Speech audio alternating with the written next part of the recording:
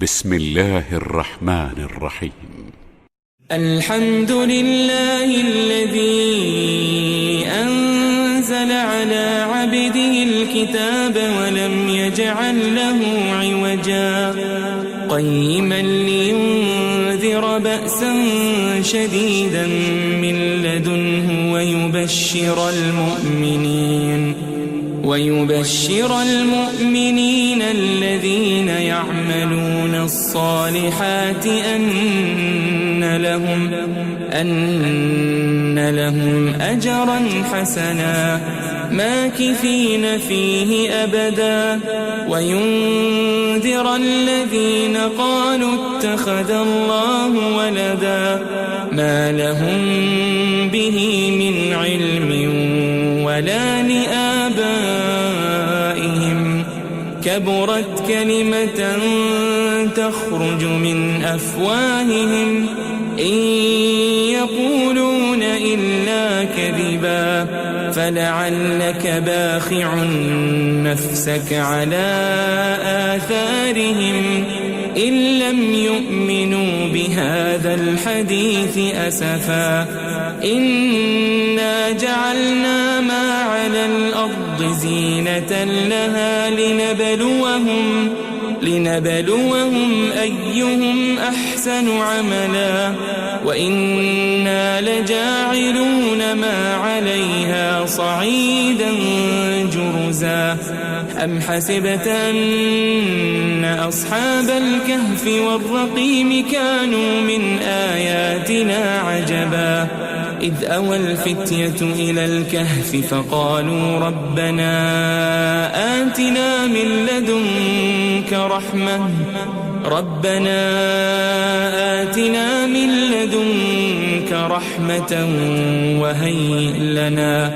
وهيئ لنا من أمرنا رشدا فضربنا على آذانهم في الكهف سنين عددا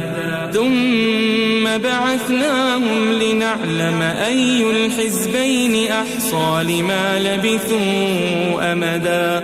نحن نقص عليك نبأهم بالحق إنهم فتية آمنوا بربهم وزدناهم هدى وربطنا على قلوبهم إذ قاموا فقالوا ربنا رب السماوات والأرض لن ندعو من دونه إلها لقد قلنا إذا شططا هؤلاء قوم اتخذوا من دونه آلهة لولا يأتون عليهم بسلطان بين فمن أظلم ممن افترى على الله كذبا وإذ اعتزلتموهم وما يعبدون إلا الله فأووا إلى الكهف ينشر لكم ربكم من رحمته ويهيئ لكم من أمركم مرفقا وترى الشمس إذا طلعت تزاور عن كهفهم ذات اليمين وإذا غربت تقرضهم ذات الشمال وهم في فجوة منه ذلك من آيات الله من يهد الله فهو المهتد ومن يضلل فلن تجد له وليا مرشدا وتحسبهم أيقاظا وهم رقود ونقلبهم ذات اليمين وذات الشمال وكلبهم باسط ذراعيه بالوصيد لو اطلعت عليهم لوليت منهم فرارا ولملئت منهم رعبا وكذلك بعثناهم ليتساءلوا بينهم قال قائل منهم كم لبثتم قالوا لبثنا يوما أو بعض يوم قالوا ربكم أعلم بما لبثتم فابعثوا أحدكم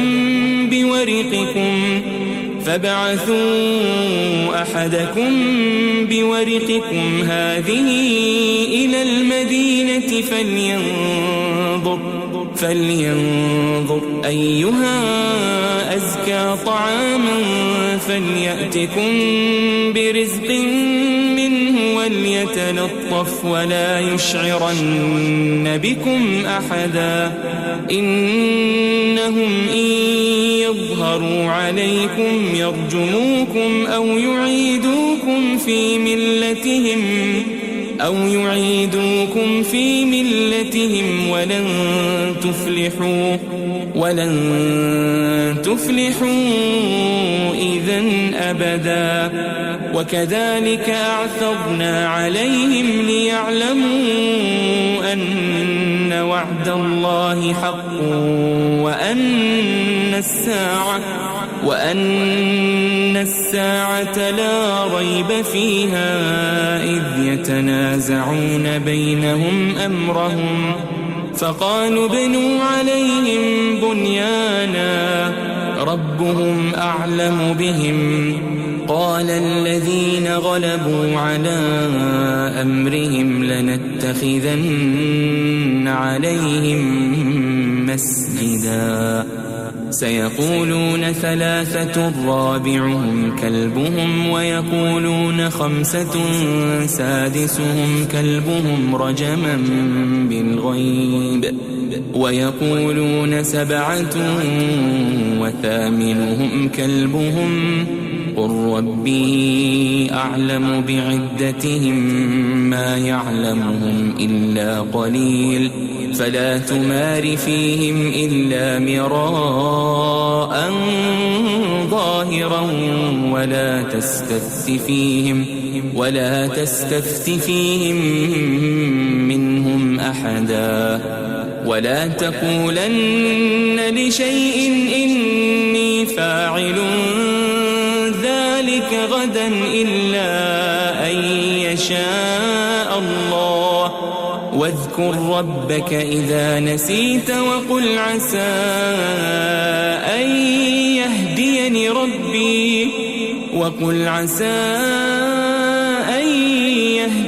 ربي لأقرب من هذا رشدا ولبثوا في كهفهم 300 سنين وازدادوا 9 قل الله أعلم بما لبثوا له غيب السماوات والأرض أبصر به وأسمع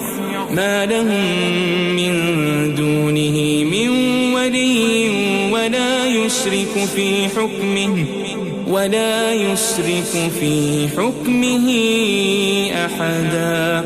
واتل ما أوحي إليك من كتاب ربك لا مبدل لكلماته ولن تجد من دونه ملتحدا واصبر نفسك مع الذين يدعون ربهم بالغداة والعشي يريدون وجهه ولا تعد عيناك عنهم تريد زينة الحياة الدنيا ولا تطع من أغفلنا قلبه عن ذكرنا واتبع هواه وكان أمره فرطا وقل الحق من ربكم فمن شاء فليؤمن ومن شاء فليكفر إنا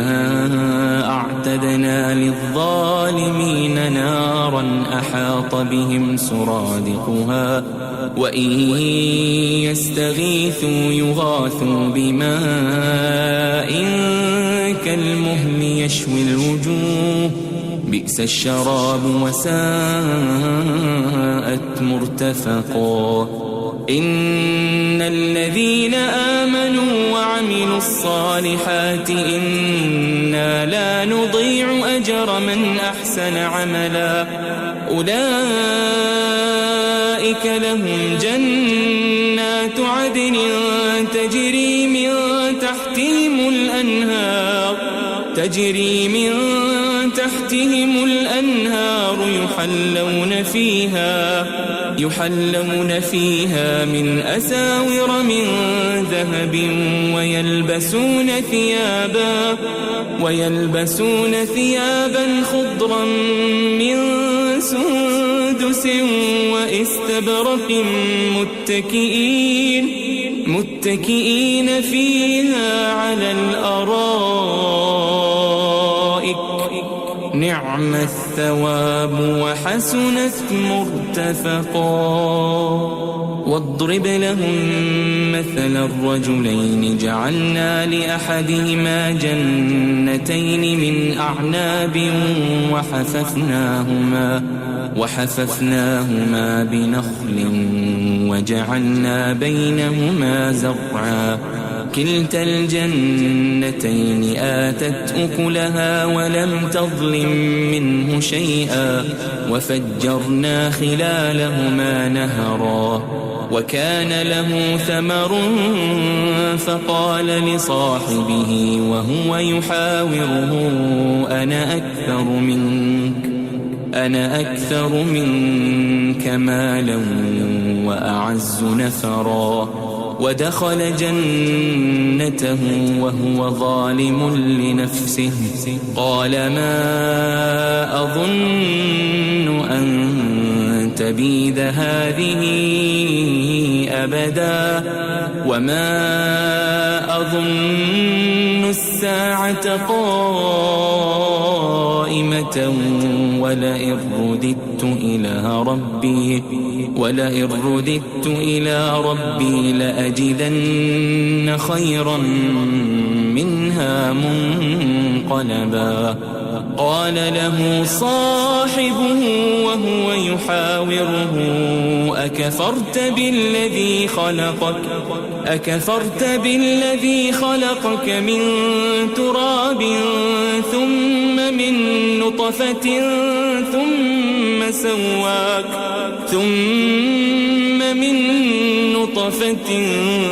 ثم سواك رجلا لكن هو الله ربي ولا أشرك بربي أحدا. ولولا إذ دخلت جنتك قلت ما شاء الله لا قوة إلا بالله إن ترني أنا أقل منك مالا وولدا فعسى ربي أن يؤتيني خيرا من جنتك ويرسل عليها حسبانا من السماء فتصبح صعيدا زلقا أو يصبح ماؤها غورا فلن تستطيع له طلبا. وأحيط بثمره فأصبح يقلب كفيه على ما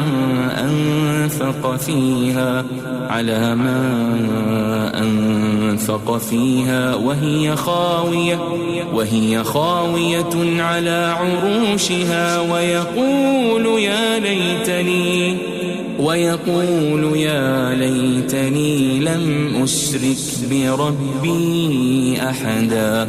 ولم تكن له فئة ينصرونه من دون الله وما كان منتصرا. هنالك الولاية لله الحق هو خير ثوابا وخير عقبا. واضرب لهم مثل الحياة الدنيا كماء أنزلناه من السماء فاختلط به فاختلط به نبات الأرض فأصبح هشيما تذروه الرياح وكان الله على كل شيء مقتدرا. المال والبنون زينة الحياة الدنيا والباقيات الصالحات خير عند ربك ثوابا وخير أملا. ويوم نسير الجبال وترى الأرض بارزة وحشرناهم فلم نغادر منهم أحدا وعرضوا على ربك صفا لقد جئتمونا كما خلقناكم أول مرة بل زعمتم أن لن نجعل لكم موعدا. ووضع الكتاب فترى المجرمين مشفقين مما فيه ويقولون يا ويلتنا ما لهذا الكتاب لا يغادر صغيرة ولا كبيرة إلا أحصاها ووجدوا ما عملوا حاضرا ولا يظلم ربك أحدا. وإذ قلنا للملائكة اسجدوا لآدم فسجدوا إلا إبليس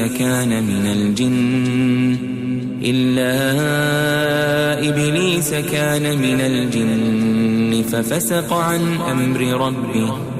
أفتتخذونه وذريته أولياء من دوني وهم لكم عدو بئس للظالمين بدلا. ما أشهدتهم خلق السماوات والأرض ولا خلق أنفسهم وما كنت متخذ المضلين عضدا. ويوم يقول نادوا شركائي الذين زعمتم فدعوهم فلم يستجيبوا لهم وجعلنا بينهم موبقا. ورأى المجرمون النار فظنوا أنهم مواقعوها ولم يجدوا عنها مصرفا. ولقد صرفنا في هذا القرآن للناس من كل مثل وكان الإنسان أكثر شيء جدلا. وما منع الناس أن يؤمنوا إذ جاءهم الهدى ويستغفروا ربهم إلا أن تأتيهم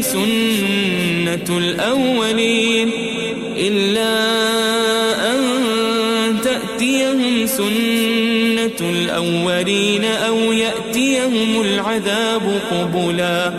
وما نرسل المرسلين إلا مبشرين ومنذرين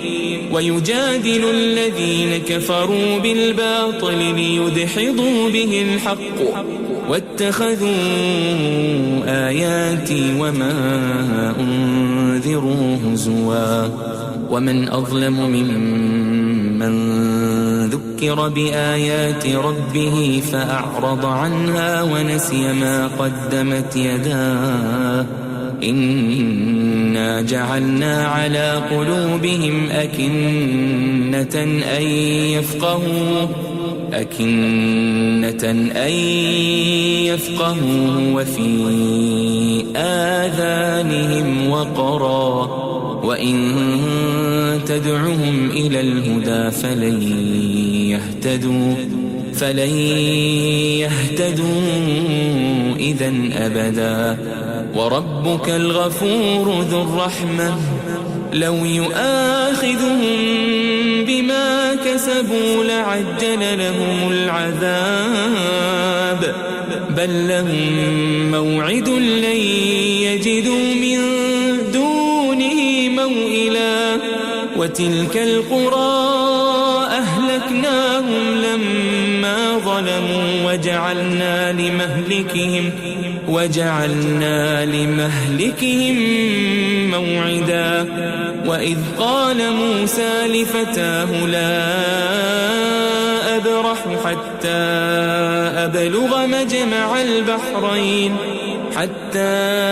أبلغ مجمع البحرين أو أمضي حقبا فلما بلغا مجمع بينهما نسيا حوتهما فاتخذ سبيله في البحر سربا فلما جاوزا قال لفتاه آتنا غداءنا لقد لقينا من سفرنا هذا نصبا قال أرأيت إذ أوينا إلى الصخرة فإني نسيت الحوت وما أنسانيه إلا الشيطان أن أذكره واتخذ سبيله في البحر عجبا قال ذلك ما كنا نبغي فارتدا على آثارهما قصصا فوجدا عبدا من عبادنا آتيناه رحمة من عندنا وعلمناه من لدنا علما قال له موسى هل أتبعك على أن تعلمني مما علمت رشدا قال إنك لن تستطيع معي صبرا وكيف تصبر على ما لم تحط به خبرا قال ستجدني إن شاء الله صابرا ولا أعصي لك أمرا قال فإن اتبعتني فلا تسألني عن شيء حتى أحدث لك منه ذكرا فانطلقا حتى إذا ركبا في السفينة خرقها قال أخرقتها لتغرق أهلها لقد جئت شيئا إمرا قال ألم أقل إنك لن تستطيع معي صبرا قال لا تؤاخذني بما نسيت ولا ترهقني من أمري عسرا فانطلقا حتى إذا لقيا غلاما فقتله قال أقتلت نفسا زكية بغير نفس لقد جئت شيئا نكرا قال ألم أقل لك إنك لن تستطيع معي صبرا قال إن سألتك عن شيء بعدها فلا تصاحبني قد بلغت من لدني عذرا فانطلقا حتى إذا أتيا أهل قرية استطعما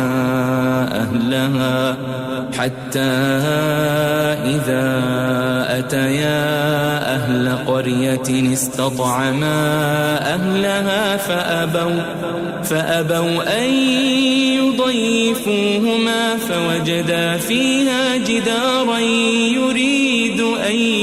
ينقض فأقامه قال لو شئت لاتخذت عليه أجرا قال هذا فراق بيني وبينك سأنبئك بتأويل ما لم تستطع عليه صبرا أما السفينة فكانت لمساكين يعملون في البحر فأردت أن أعيبها وكان وراءهم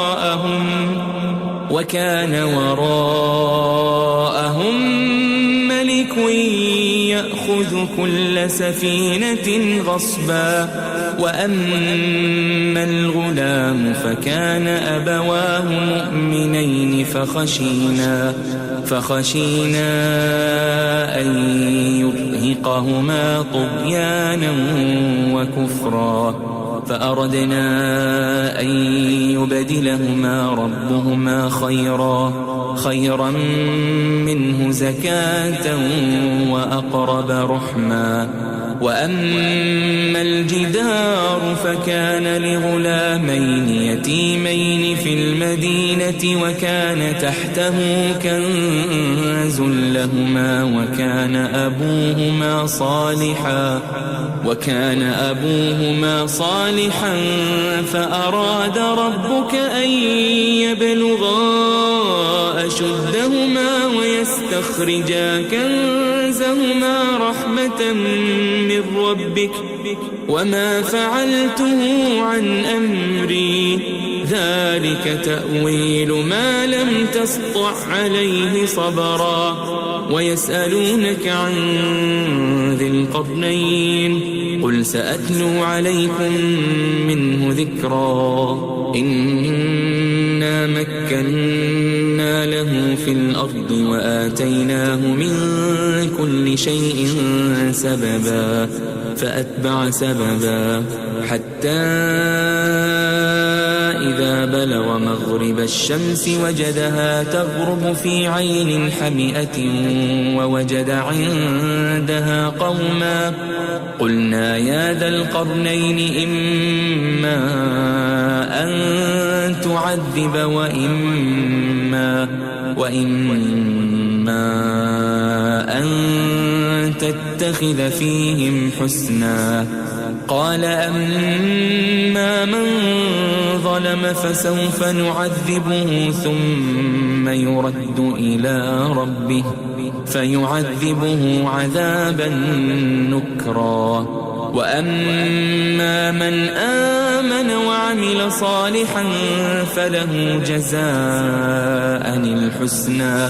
وسنقول له من أمرنا يسرا ثم أتبع سببا حتى إذا بلغ مطلع الشمس وجدها تطلع على قوم لم نجعل لهم من دونها سترا كذلك وقد أحطنا بما لديه خبرا ثم أتبع سببا حتى إذا بلغ بين السدين وجد من دونهما قوما لا يكادون يفقهون قولا قالوا يا ذا القرنين إن يأجوج ومأجوج مفسدون في الأرض فهل نجعل لك خرجا على أن تجعل بيننا وبينهم سدا قال ما مكني فيه ربي خير فأعينوني بقوة أجعل بينكم وبينهم ردما آتوني زبر الحديد حتى إذا ساوى بين الصدفين قال انفخوا حتى إذا جعله نارا قال آتوني أفرغ عليه قطرا فما استطاعوا أن يظهروه وما استطاعوا له نقبا قال هذا رحمة من ربي فإذا جاء وعد وعد ربي جعله دكاء وكان وعد ربي حقا وتركنا بعضهم يومئذ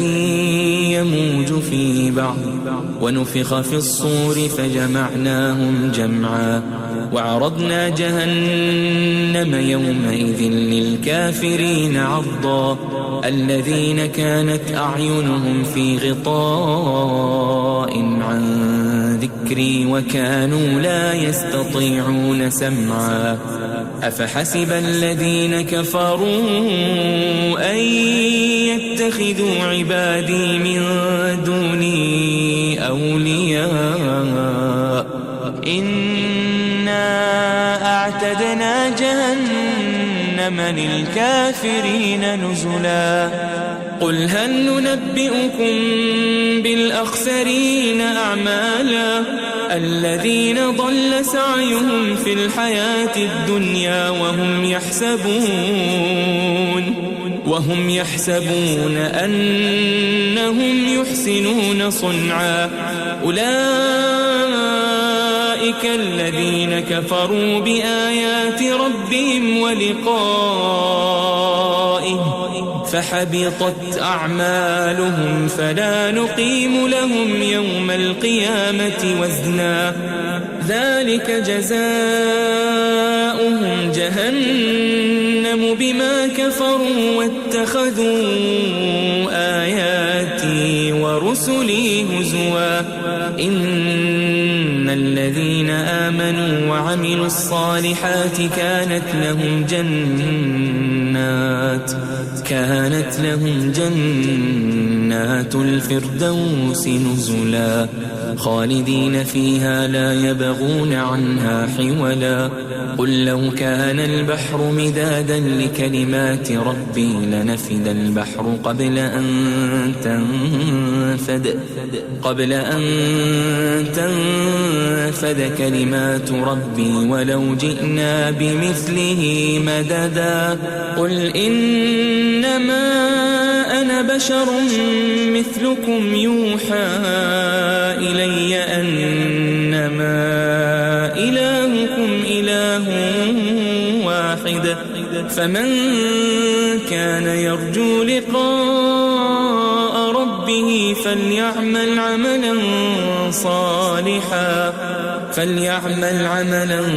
صالحا ولا يشرك بعبادة ربه أحدا.